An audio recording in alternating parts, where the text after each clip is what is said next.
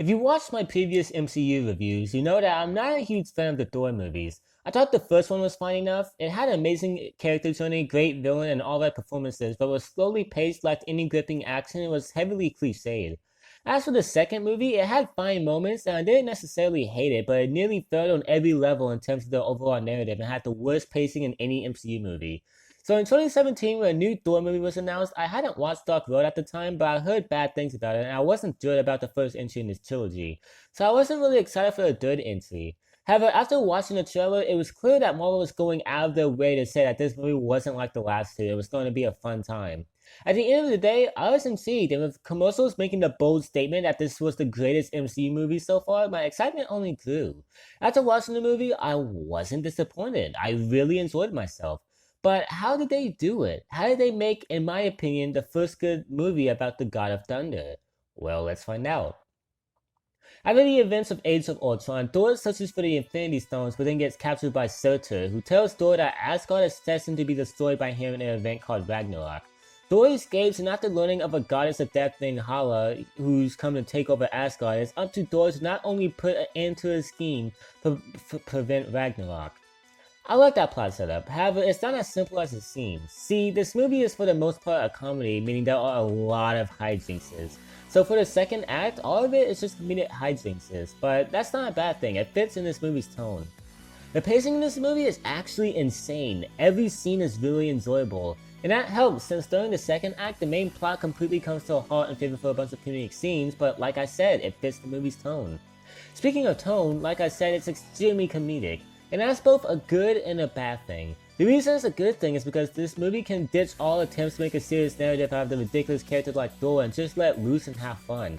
And that works well with this movie. However, the reason it's a bad thing is because number one, the movie's stakes are way too high to be in a comedy, multiple important things happen in this movie and it just feels out of place with the movie's tone. Number two, it's totally inconsistent with the past two movies. While the change was a positive one and a nice breath of fresh air, I completely understand why fans of the last two movies were let down. This movie wasn't a movie its past two predecessors were building up, and this movie is just too important to be 100% comedy. While the tone change is appreciated on my part, it's objectively just not the tone the conclusion of the Thor trilogy should have. I'm fine with it, but it makes sense why others feel differently. The characters in this movie are nice. Thor is a huge goofball in this movie, but does have a lot of scenes where we can see just how much it's matured since the first Thor movie. Loki is just as fun as he was in the previous installments. Valkyrie was a fun addition, even though she doesn't heavily affect the movie's plot. And I didn't want to talk about Hulk since it's a nice surprise that he's in this movie, but the trailer and movie poster spoils that he's in it, so there's no point trying to keep him a secret. He's a lot of fun in this movie, and Jeff Goldblum as the Grandmaster is so out of place and weird, and I love every second of it. The characters in this movie are really nice. As for the villain, Hala, she had a lot of potential.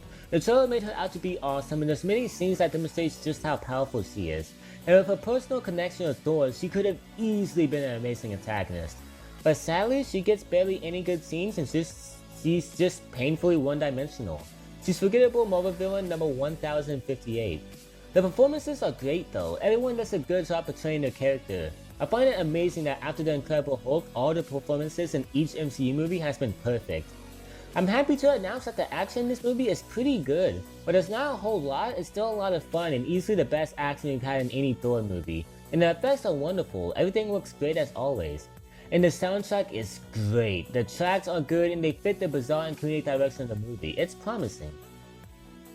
In conclusion, Thor Ragnarok is really promising. The plot is epic, the characters are a lot of fun, the pacing is amazing, the comedy is funny, the action is awesome, and the effects and soundtrack are promising. However, a comedic movie is off-putting for such an important chapter in the Thor series, and it does sacrifice some emotional moments.